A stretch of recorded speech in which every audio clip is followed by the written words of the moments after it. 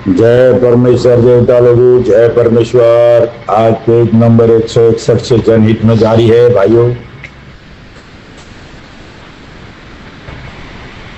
साध अनूप दास लिखी किताब जगतहित कारणी।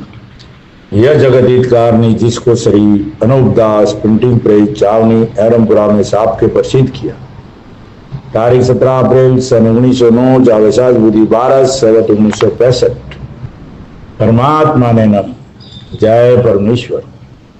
हजार हजार शुक्र उस ज्योति स्वरूप निरंजन निराकार का है कि जिसने जमीन व आसमान को बनाया और तमाम सृष्टि को पैदा किया, परंतु उसकी कारीगरी का भेद किसी पर जाहिर नहीं हुआ कि क्या भेद है।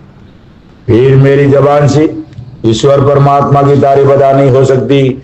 और दूसरा मजमून पत्र समुद्र के है, सो कलम से लिखा जाता कि जो जो करतब मैंने इन सौदागर महाजनान के देखे वो अजब तरह के नजर आए, जिससे मुझ गरीब साध अनूप दास को तमाम जान के हिंदू मुसलमान और साध संत और पंडित फकीर और मुल्कों के राजा महाराजा और सातों आठों और सब विलायतों के बादशाह और दीगर अंग्रेज वगैरह की खिदमत में हाथ जोड़कर अर्ज करना लाजिम आया।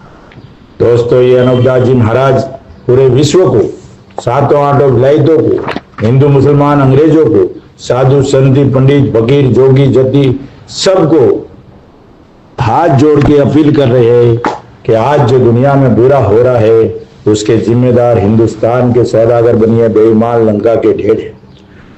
ये कलयुग नहीं, एक कल्लू काल है। ये हिंदुस्तान के सौदागर बनियों के घर का राक्षसी पाप है। और इस राक्षसी पाप की फैक्ट्री कहां चलती है भाइयों? जिसको दुनिया स्वर्ग नरक बोलती है, मुसलमान भाई जन्नत बोलते और अंग्रेज लोग हेवन हेल्स बोलते। वहां पे इनकी पाप करने की फैक्ट्री है। वहां पे जब इनके कुटुंब कबीला दिल्ली मंडल से उठकर गए और वो रात दिन दुनिया के नाम का पाप करते हैं और पाप करने वाले बनिए हिंदुस्तान के बनियों से मिले हुए हैं। जैसा कि ये हुक्म देते वैसा वो करते हैं और वो पाप करने वाले वहीं पर रहते, रात दिन दुनिया के नाम का पाप करते भाइयों। इसलिए इस हिंदुस्तान के बनियों को उस पाप करने की जगह मालूम है। जब तक इनको सजा नहीं देंगे, जब तक उसका पता नहीं मिलेगा। तो भाइयों, ये दुख अगर मिटाना चाहो, दुनिया में से अमन शांति चाहिए, आपको सतयुग चाहिए, तो एक बार इस किताब को पढ़ करके बंदोबस्त करो तो दुनिया में अमन शांति कायम हो जाए। तो भाइयों, इस किताब को पढ़ना हमारे लिए सौभाग्य की बात है। इसको चूकना हमारे लिए परम दुर्भाग्य है। इसके लिए भाइयों, एक बार, ये कोई किताब मजहब के बारे में या ज्ञान के बारे में नहीं है। ये सिर्फ और सिर्फ हिंदुस्तान के बनियों की सौदागर बेईमान लंका के ढेरों के राक्षसी पाप के बारे में हिदायत है। साथ गौर के इस किताब के मजमून को समझ करके बंदोबस्त करो तो दुनिया में अमन शांति कायम हो जाएगी। तो भाइयों, एक बार जरूर पढ़िए। और संपर्क के लिए 8905653801 और हर महीने की 17 तारीख को सावनी एरमपुरा में 307027 राजस्थान, हर महीने की 17 तारीख को वहां आपको ये किताब निःशुल्क मिलेगी। जिस भाई को चाहिए संपर्क करे, नहीं तो सावनी पधारे। जय परमेश्वर, जय परमेश्वर। पेज नंबर 61 से जनहित में जारी है। इससे मैं आप लोगों को अपने बच्चे बचने के सबब से तमाम जान को इस राक्षसी पाप के छोड़ाने की गरज से वाकिफ करता हूं। सो सब संसार के लोग एक दिल होके इन बनियों के राक्षसी पाप को छोड़ाओ, जब तुमको आराम मिलेगा। और जो कि चांदी सोने की खाने थी वो गल गई है। सो जब की राक्षसी पाप दबे हो जाएगा, जब कुल विलायतों में चांदी सोने की खाने बोलते हो, वो जमीन माता की शरीर की चर्बी है, जिसकी तारीफ यह है कि जो जमीन के शरीर में कंचन है वो तो सोना है और कंचन से उतरा हुआ वो चांदी है, और जो कि चांदी से उतरा हुआ है वो तांबा, पीतल, लोहा, जस्त, रंग वगैरह है। और जिसको कि तुम रस को पका कहते हो वो जमीन माता के शरीर की मणि और मद है। ये जितनी भी जो आपको बताया वस्तुएं, ये जमीन माता की चर्बी है और ताकत है, उसका पावर है, विल पावर, वीर्य पावर जो भी है, सब ये ताकत है उसकी। और ये बीमारी के सबब से गल गई है। ये हिंदुस्तान के सौदागर बनियों के राक्षसी पाप से पूरी पूरी खाने गल गई है। जब इसकी बीमारी जाती रहेगी, जब ये पाप छूट जाएगा तो वापस ये खाने प्रगट हो जाएगी, क्योंकि शरीर दुरुस्त हो जाएगा तो फिर चर्बी बढ़ जाएगी तो फिर खाना चालू हो जाएगी। कहते हो वो जमीन माता के शरीर की मनी और मद है कि जिस तरह से आदमी के शरीर में राजा वगैरह होता है, उसी तरह से जमीन माता का राजा वगैरह है। परंतु राक्षसी पाप के सबब से दुख पा रही है, इससे जमीन माता के शरीर में ताकत नहीं रही है। ताकत जो है हमारे शरीर में भी, हमारी पूरी ताकत जो है वो वीर्य है, जिसको राजा वगैरह भी बोलते हैं। और ये जमीन माता बीमारी की वजह से पूरी ताकत उसकी समाप्त कर दी हिंदुस्तान के बनियों ने। जिंदा तो है, मार तो नहीं सकते, अजर अमर है जमीन माता को, लेकिन इसको पूरी तरह से कमजोर कर दिया है, ताकि इसके ऊपर कोई चीज अच्छी तरह से उम्दा तौर पे हो नहीं। बाकी थोड़ी बहुत कहीं भी कैसे भी करके पैदा करते हैं तो वो गरीब लोगों तक नहीं पहुंचती है, ये अमीर लोग ही पहले उसको ये कर लेते। ताकत नहीं रही है, सो जब की जमीन माता के शरीर की बीमारी जाती रहेगी, जब जमीन माता ताजा और तैयार हो जाएगी, जब कुल विलायतों में पीछा धन प्रगट हो जाएगी कि जैसा सतयुग में था, सो तुम संसार के लोगों और राजा बादशाह एक दिल हो गए इन बनियों के राक्षसी पाप को छुड़ाओ। महाराज आपको जगह जगह एक एक बात को 100 जगह लिखिए। और आप महाराज क्या बोलते, कुछ भी करो पहले इस राक्षसी पाप को छोड़ाओ। हिंदुस्तान के सौदागर बनिए बेईमान लंका के ढेरों का राक्षसी पाप को छोड़ाओ, जिसे पूरी बीमारी हट जावे। हर मर्ज की दवा ये किताब जगत करनी है भाइयों। और जब तक ये पाप नहीं छुड़ाओगे तो ये हिंदुस्तान के सौदागर बनिए तरह तरह की बीमारियां करेंगे, तरह तरह के रोग करेंगे, तरह तरह के जुल्म मुझे किसी भी तरह से जाल फैला के किसी भी तरह से मारेंगे। इसलिए भाइयों इनको तो हवस लगी हुई है राज करने की, धन तो जमा कर लिया है, अब उनको हवस लगी है राज करने की, तो ये राज करने के लिए दुनिया को भारत करेंगे, दुनिया को कम करेंगे, अपनी औलाद को ज्यादा करेंगे, ऐसा। इसलिए भाइयों ख्याल करो, इस किताब को एक बार पढ़ो और पाप को छुड़ाओ, ताकि फिर चांदी सोने की खानी और टूटा हुआ धन हो जावे और किसी विलायत में धन की भूख नहीं रहे। क्योंकि जब इन सौदागर बच्चों का राक्षसी पाप दबे हो जावे, जब किसी विलायत में धन का टोटा नहीं रहेगा और वैसा ही हो जाएगा कि जैसा ठाट और पाट सोने चांदी का सतयुग में था। क्या बोल रहे महाराज, वापस वैसा का वैसा सतयुग के जैसा हो जाएगा और किसी तरह का रोग बीमारी नहीं रहेगी अगर से ये बनिए। अब महाराज कहते भाइयों ये जो लोग है ना राज करने वाले हैं और भी बनियों के साथ पार्टनर करने वाले हैं इन लंका के ढेरों के साथ, और इनको अच्छा समझ के इनके धंधे में भागीदारी करते हैं, वो लोग को ये कलम गहराई से सुननी चाहिए। और जो कोई अपने आप अनूपदास जी की जगत हित कारणी नहीं पढ़ता है ना, उसको भी ये कलम गहराई से समझना चाहिए कि महाराज क्या बोलता है। कितना भी धन कमा लो, लेकिन बनिया जिस दिन चाहेगा ना एक झापड़ देके वो माल पूरा तुमको रोड पे ला देगा, समझ में ही नहीं आएगा कि ये कैसे हो गया। आज दिन तक ऐसा ही होते आ रहा है, कितने भी करोड़पति हुए, लेकिन तीसरी पीढ़ी में तो उनके बच्चे रोड पे आ गए, कंगाल हो गए। क्यों आ गए, ये बात समझ में नहीं आई। अगर ये बात समझ गए किताब जगत हित करने की, तो पीढ़ियों पीढ़ियों तक आपकी औलाद अच्छी तरह से सुख भोगती, लेकिन समझ में नहीं आई। इसके लिए तीसरी पीढ़ी में तो कितना भी धन दौलत रहने दो, रोड पे आ जाता है। ये गहराई से समझना भाइयों, ठाट बाट सोने चांदी का सतयुग में था। अगर से ये बनिए टूटे हुए धन का लोभ देवे, तो इन्हों के लोभ में मत आना, क्योंकि ये बनिए तुमको टूटा हुआ धन दे के भुला देंगी, और जो कि कदीमी धन था उसको अपने पास रखे। कदीमी धन बोले तो प्योर सोना, वो जो खानों में से खोद खोद के निकाला वो कदीमी धन। टूटा हुआ धन जो बाजार में चल रहा है भाइयों, तो मोहरे वगैरह दागिना वगैरह बना के, सिक्के वगैरह, ये अपने कागज के नोट वगैरह बना के, ये धन सब चल रहा है बाजार। जो असली धन था खानों में से खोद के मोहरे वगैरह, वो सोने की ईंटें वगैरह, मुझे प्योर धन जो निकाला होगा। आज तो हम मिट्टी में से हम निकालते ना, रुपया खर्च करते तो ₹1.25 का माल निकलता है। पहले तो बाहर ही थे ना, खाने बोले तो जैसे खोद के पत्थर लेके आते वैसे सोने चांदी की खानों में से खोद खोद के, उसको मिट्टी से साफ करने की जरूरत नहीं थी। इनों के लोभ में मत आना, क्योंकि ये बनिए तुमको टूटा हुआ धन दे के भुला देंगे, और जो कि कदीमी धन था उसको अपने पास रखेंगे। और जो कि तुमको टूटा हुआ धन दे के भुला देंगे, और जो कि कदीमी धन था उसको अपने पास रखेंगे, और जो कि, गहराई से सुनना भाइयों, और जो कि तुमको टूटा हुआ धन देंगे वो भी पीढ़ी दो पीढ़ी के बाद भुला के और अक्कल को फेर के ले लेंगे। जो भी हम लोग ये किताब छोड़ के, किताब से भूले हुए हैं, भटके हुए हैं और करोड़पति है, उसको बनिया रोड पे लाने में देरी नहीं लगाता है, कभी भी रोड पे ला सकता है।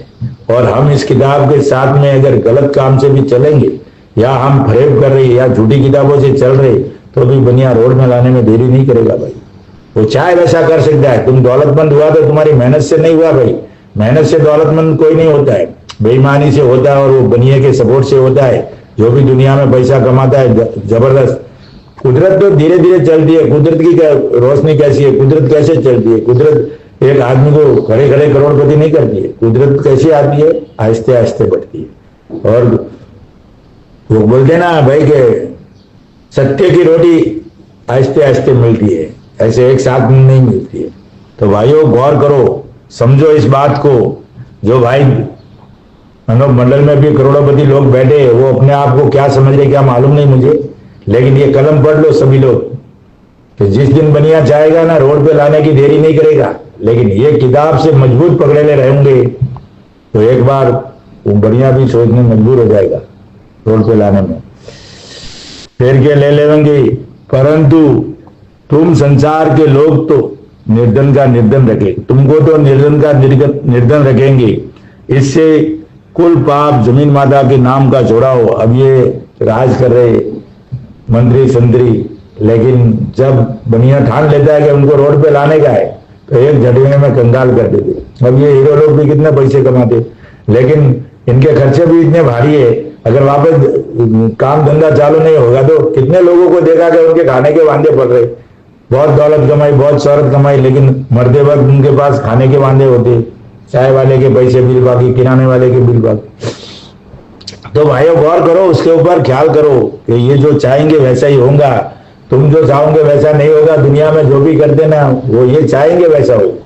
ऐसा आज हम लोग उसका बंदोबस्त तो कर रहे दुनिया में कि ऐसा हो जाएगा, वैसा होगा, वैसा, लेकिन कुछ नहीं होगा। जैसा हिंदुस्तान का सौदागर बनिया चाहेगा वैसा इस देश में होगा।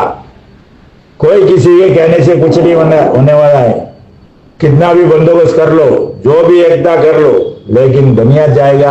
आज हमारे देश में भी बहुत लोग एक दूसरे एकता इधर उधर कर रहे, लेकिन कुछ नहीं होता है। जो हिंदुस्तान का सौदागर बनिया चाहेगा वैसा होगा, क्योंकि राक्षसी पाप इनके पास है और इनकी फैक्ट्री चलती है। जैसा ये करेंगे वैसा ही होगा।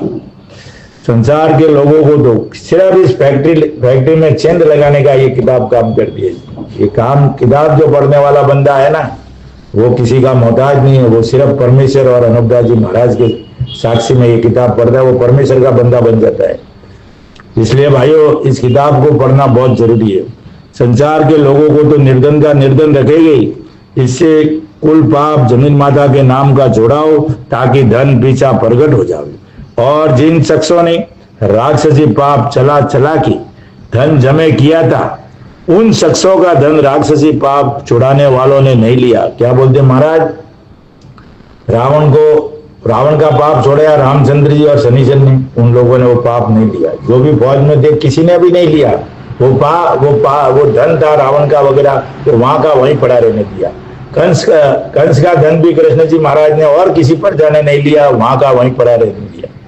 हिरण्यकश्यप का धन भी वहीं का वहीं पड़ा रहने दिया, और कारून का धन भी वहीं का वहीं पड़ा रहने दिया। अब कारून की स्टोरी आगे आएगी भाइयों, कैसे कैसे जुल्म करके, कैसे कैसे फरेब करके लोगों को देना चाहा, लेकिन लोगों ने किसी ने भी नहीं लिया उस धन को। और वो धन पूरे का पूरा हिंदुस्तान के सौदागर बनियों ने ले लिया और 84 लाख कुंडियों पे पहुंचा दिया।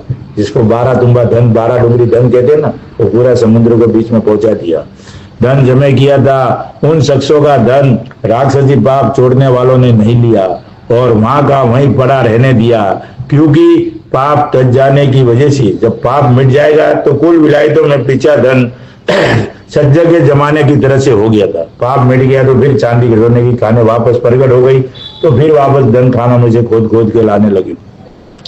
सज्जन के जमाने का ऐसा हो गया, इसे राक्षसी पाप के धन को किसी ने नहीं लिया। सो भाइयों, जबकि तुम राक्षसी पाप को संसार के लोग एक दिल होके इन बनियों के पाप को छुड़ाओ तो पीछा धन कुल विलायतों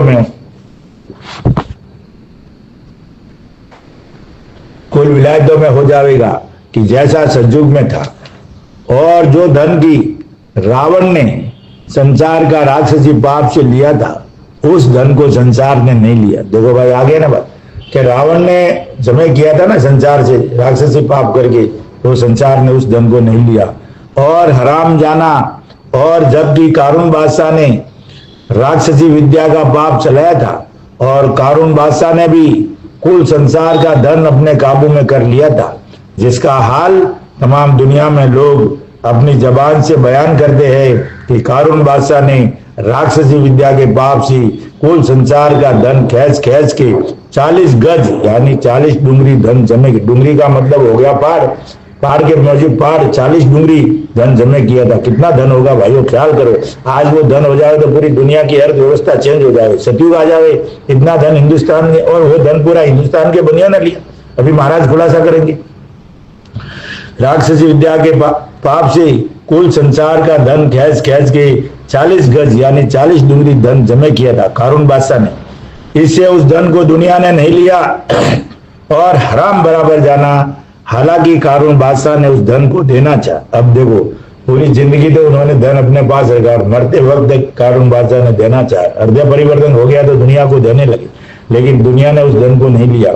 बादशाह ने उस धन को देना चाहा और ब्राह्मणों से और साधु फकीरों से कहा कि तुम इस धन को ले लो, हम पुण्य दान करते। क्या बोलते?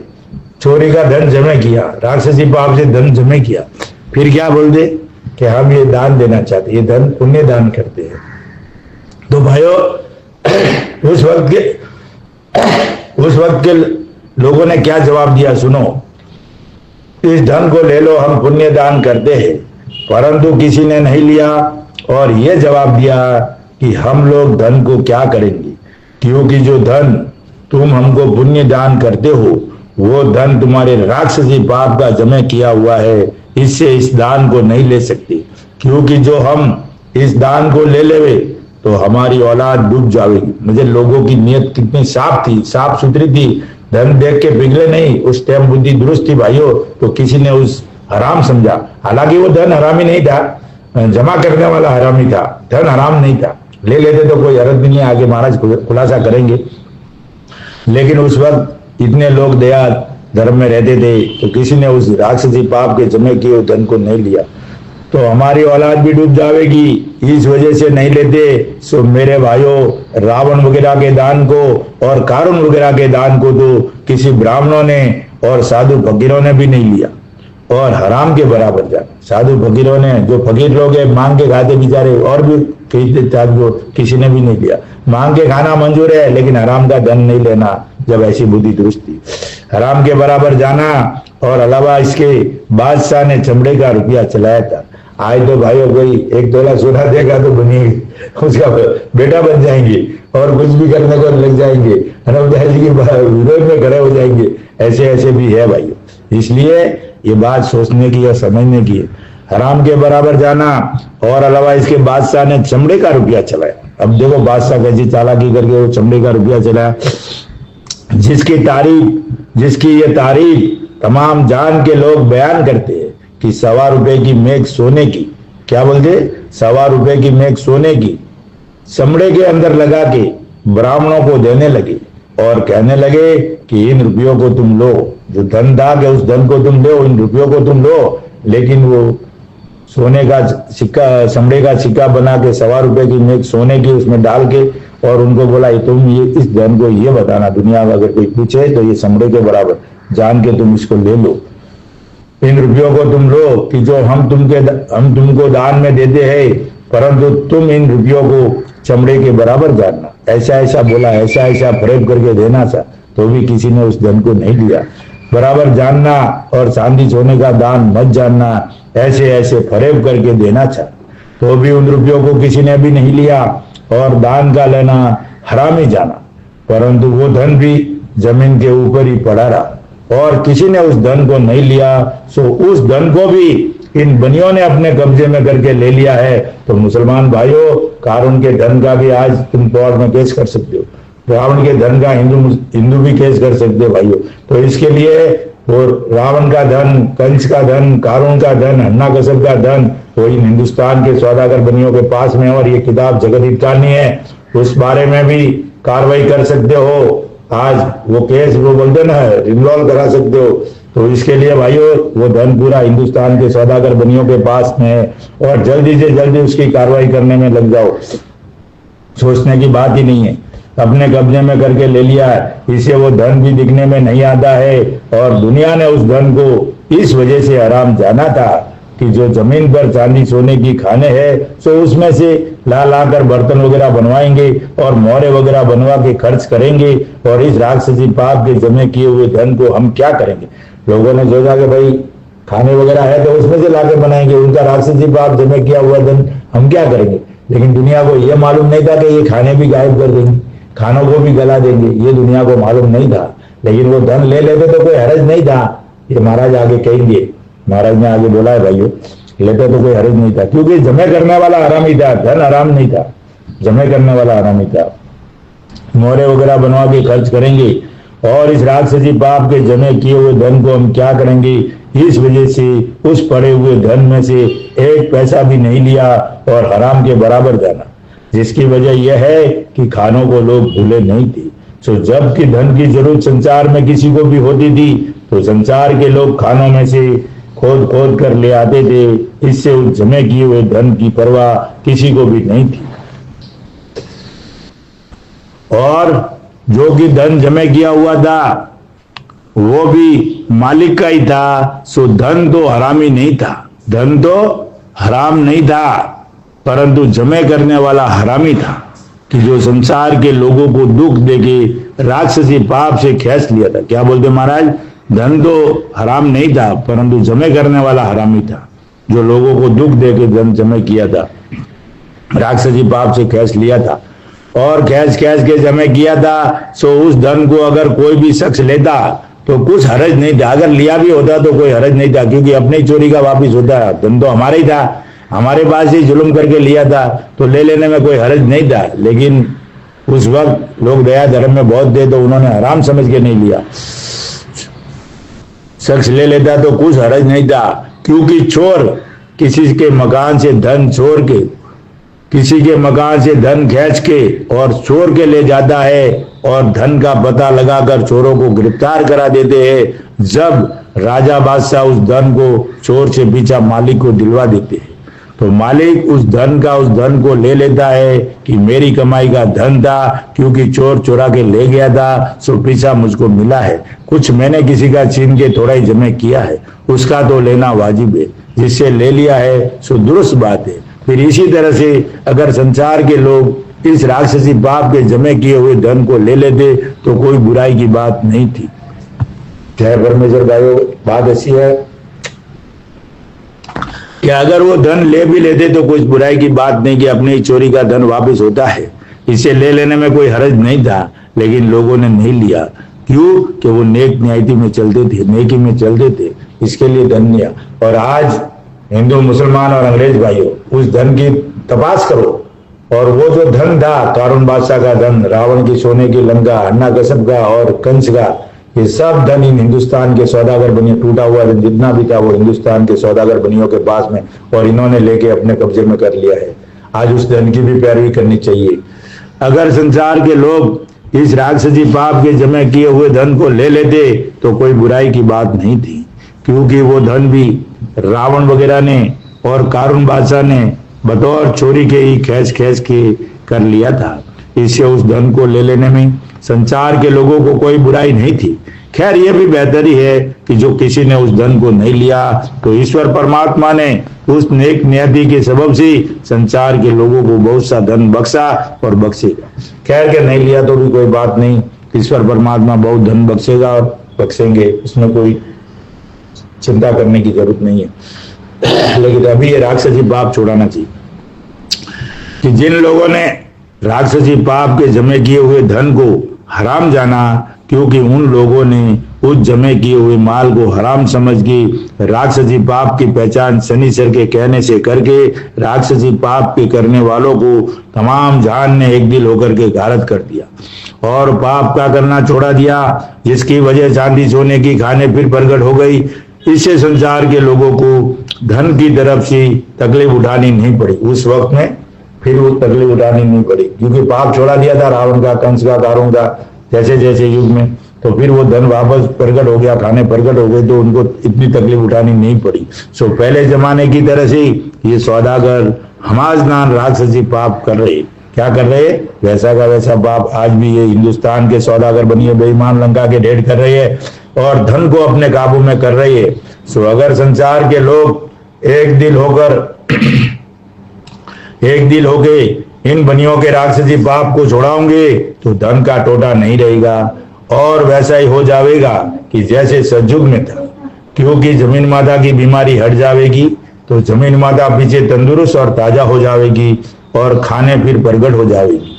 सो उन खानों में से कुल संसार के लोग फिर बर्तन वगैरह बनवा लेना और मोहरे और रुपया बनवा के खर्च करना और राक्षसी पाप के जमे किए हुए माल को हराम जानना और बनिए देवे तो भी मत लेना, क्योंकि जब राक्षसी पाप को छोड़ा दोगे तो फिर धन का टोटा नहीं है। अगर वो भी सभी लिया जावे तो कुछ दोष नहीं है, क्योंकि यह धन अपने ही चोरी का वापिस होता है। इससे मैं बार बार आप लोगों को बनियों के जाल से लिख करके वाकिफ करता हूँ। सो जल्दी इसके बारे में सब हिंदू मुसलमान और अंग्रेज वगैरह मैं अपनी अपनी रैयत की अपनी औलाद सलामत रखने की गरज से पाप छुड़ाने की दिल से कोशिश करके छुड़ाऊंगी और मदद करके छुड़ाऊंगी और इस काम में देर नहीं करूंगी, क्योंकि जो असली बात थी वो मैं लिख चुका हूँ।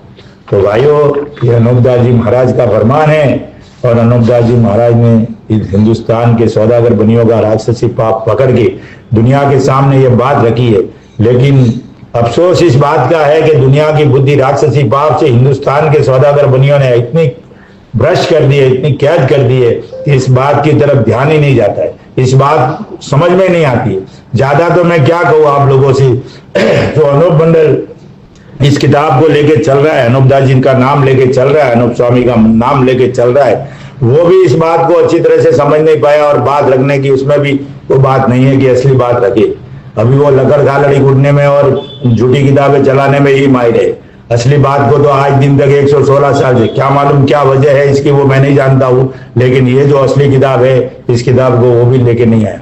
तो मेरे भाइयों, मेरा तो आपसे हाथ जोड़ के यही अर्ज है कि अनूपदास महाराज की जो खुद की प्रिंटिंग प्रेस तारीख 17 अप्रैल सन 1909 की जो किताब है, इसके अलावा दूसरी कोई किताब पाप छुड़ाने में मददगार नहीं बनेगी। सिर्फ और सिर्फ यही किताब एक बनेगी, बाकी सब झूठी किताबें। आगे जाके फंस जाओगे, परेशान हो जाओगे और बनियों के घर में फायदा होगा, कुछ होने वाला नहीं है। इसके लिए जो भी भाई अनूपदास जी महाराज का काम करता है, अनूपदास जी महाराज का नाम लेता है, उसको जल्दी से जल्दी अनूपदास जी महाराज की खुद की प्रिंटिंग प्रेस में लिखी हुई किताब नमूने के आधार की उसके ऊपर चल के बंदोबस्त करना है, क्योंकि अनूपदास जी महाराज की 100% गारंटी, 100% गारंटी है कि मेरे आगे बनियों का झूठ नहीं चलेगा भाइयों। इसलिए उस किताब को लेके चलना है। आज हम लोग भटक गए, इसलिए हम लोगों में एक दूसरे में मोहब्बत नहीं है, एक दिल से नहीं रह रहे, क्योंकि हम अनूपदास जी महाराज ने जो मार्ग बताया था, रास्ता बताया था, उस रास्ते से भटक गए। हम कोई भी किताब लेके चल के काम कर रहे, हम असली किताब को लेके काम नहीं कर रहे। इसके लिए हमारे में ये सब मुसीबतें खड़ी होती है और पाप छुड़ाने में विडंबना आ रही है। तो मेरे भाइयों, मैं आपसे हाथ जोड़ के निवेदन करता हूँ कि ये अनूपदास जी महाराज की जो किताब ओरिजिनल है, उस किताब को पढ़ करके बंदोबस्त करो तो दुनिया में अमन शांति कायम हो जाए, किसी तरह का रंज नहीं हुए। और ये सब हिंदू मुसलमान अंग्रेज सबके लिए भाइयों, एक बार इसको पढ़ना हमारे लिए सौभाग्य की बात है, इसको चुगना हमारे लिए परम दुर्भाग्य है। और भाइयों, कल से चालू होगा पेज नंबर 164 से जनहित में जारी रहेगी, जरूर पढ़िएगा, जरूर ख्याल कीजिएगा और इस किताब को गहराई से समझिएगा।